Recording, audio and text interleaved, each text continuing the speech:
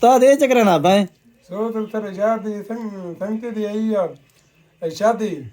कहंदी सुन यूनस मलिक नहीं हाँ हुंदी अच्छा त्राए पंजां दावत आखी भी आई अच्छा 5-6 वार दी गन भई अमाने अच्छा डेली आता आई हाँ फोन जो कीते थे ना भाई के 5 मिनट जम्मो मैं तो घंटे ही कराना अच्छा गुज्जी साढ़े दस चंदी पता है क्या वजह थी गुज्जी साठ दे जदी